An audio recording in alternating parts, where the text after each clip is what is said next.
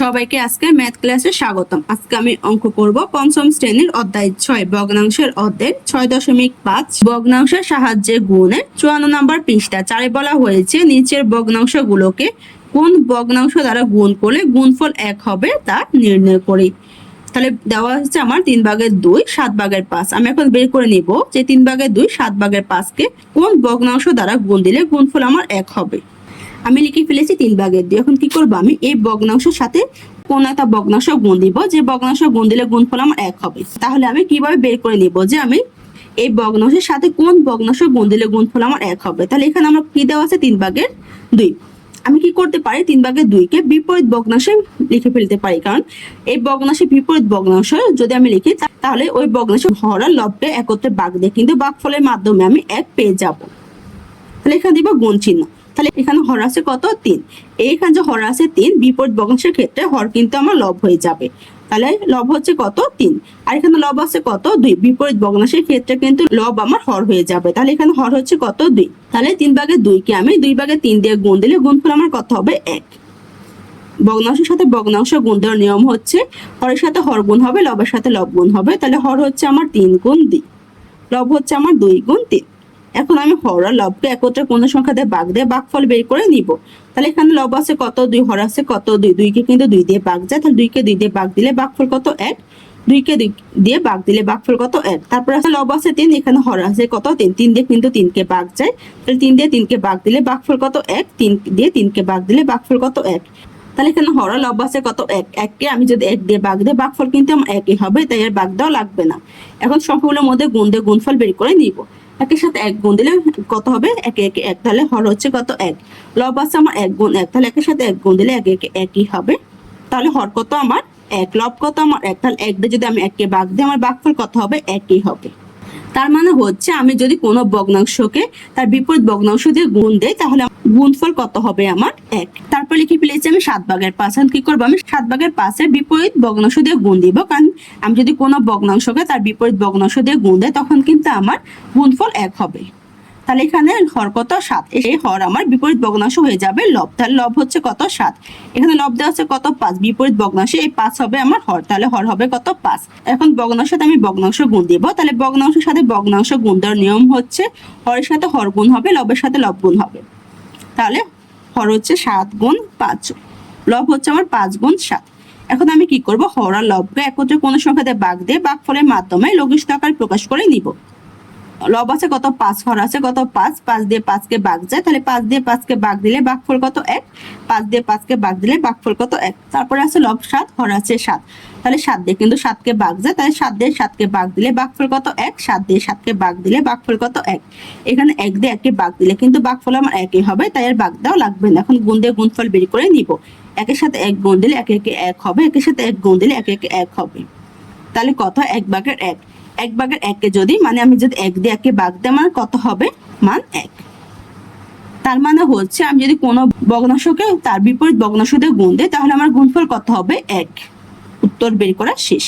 বইয়ে দেখো উত্তর করে দেওয়া হয়েছে, ওনার কি করেছে 3/2 কে 2/3 দিয়ে গুণ দেওয়া হয়েছে, তাহলে গুণ দিলে গুণফল কত হবে আমার 1। তারপরে 7/5 কে 5/7 দিয়ে গুণ দিয়েছে, গুণ দিলে গুণফল কত হবে আমার 1।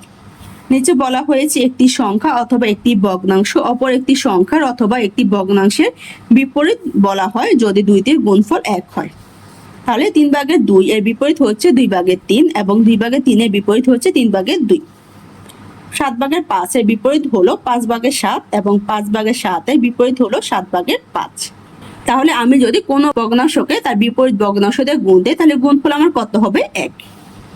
নিচে বলা হয়েছে একটি ভগ্নাংশে লব ও হরের স্থান বদল করলে বিপরীত ভগ্নাংশ পাওয়া যায়। তার মানে হচ্ছে আমি হরকে লব ধরে নেই এবং লবকে হর ধরে নেই, তাহলে কিন্তু আমার বিপরীত ভগ্নাংশ পেয়ে যাব। 4 বলা হয়েছে বিপরীত ভগ্নাংশগুলো লেখো। 1 দেওয়া হয়েছে 7/5, 2 দেওয়া হয়েছে 9/4, 3 দেওয়া হয়েছে 3/1, 4 দেওয়া হয়েছে 8/1। এখন আমি কি করব, 1 থেকে 4 পর্যন্ত এই ভগ্নাংশগুলোর বিপরীত ভগ্নাংশ লিখে ফেলবো। আমি 1 দিয়ে লিখে ফেলেছি 7/5। এখন কি করব, এই ভগ্নাংশের বিপরীত ভগ্নাংশ বের করব। তাহলে কোন ভগ্নাংশের বিপরীত ভগ্নাংশ বের করার নিয়ম হচ্ছে আমি লব আর হরের মানের স্থান পরিবর্তন করব। মানে লবের মানকে আমি হর ধরে নিব আর হরের মানকে লব ধরে নিব। তাহলে এখানে আমি কি করব, এই সংখ্যাগুলো স্থান পরিবর্তন করে বিপরীত ভগ্নাংশ প্রকাশ করে নিব। তাহলে এখানে হর হচ্ছে কত 7, এই বিপরীত ভগ্নাংশে 7 হবে কি আমার লব। এখানে লব হচ্ছে কত 5, বিপরীত ভগ্নাংশে এই 5 হবে কি আমার হর।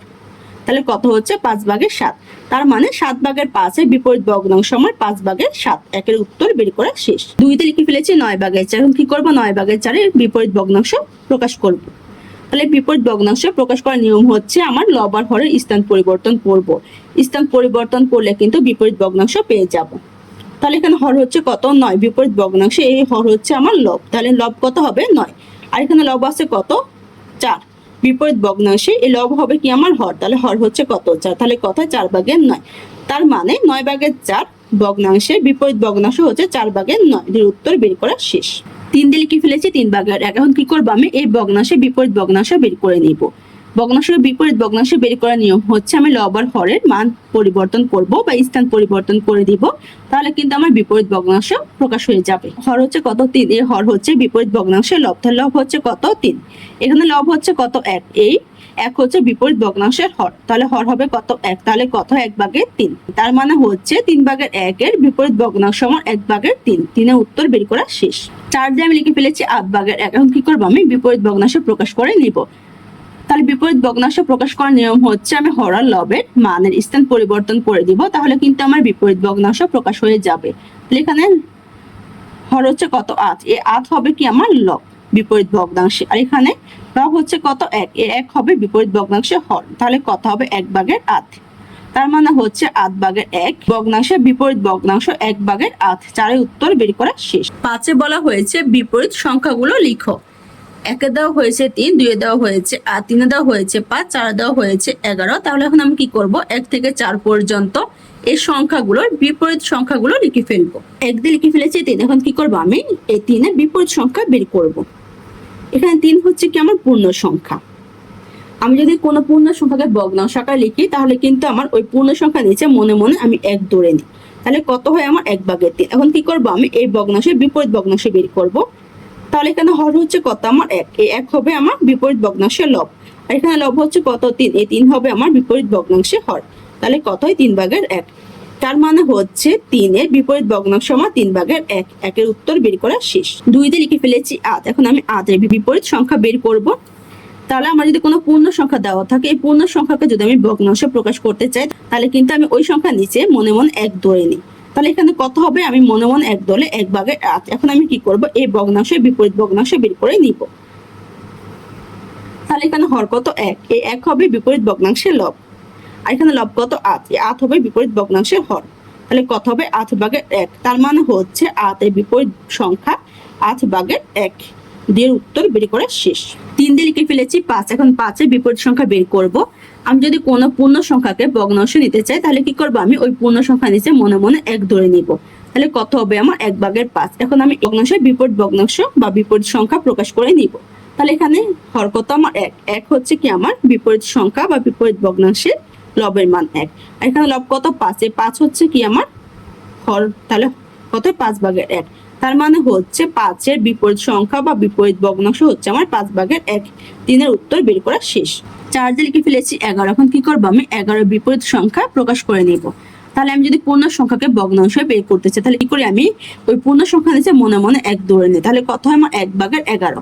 এখন কি করব, আমি 1/11 এর বিপরীত ভগ্নাংশ বা বিপরীত সংখ্যা প্রকাশ করে নিব। তাহলে এখানে হর কত 1, এই 1 হবে আমার বিপরীত ভগ্নাংশের লবের মান। লব কত 1, এখানে লব আছে কত 11, এই 11 হবে আমার বিপরীত ভগ্নাংশে হরের মান। তাহলে কত হবে 11/1। তার মানে হচ্ছে 11 এর বিপরীত সংখ্যা বা বিপরীত ভগ্নাংশ 11/1। 4 এর উত্তর বের করা শেষ। আজকে ক্লাসটি এখানে শেষ। সবাইকে দেখার জন্য ধন্যবাদ। যদি আমার ক্লাসটি তোমাদের কাছে ভালো লেগে থাকে, একটা সাবস্ক্রাইব করে দিও। ধন্যবাদ।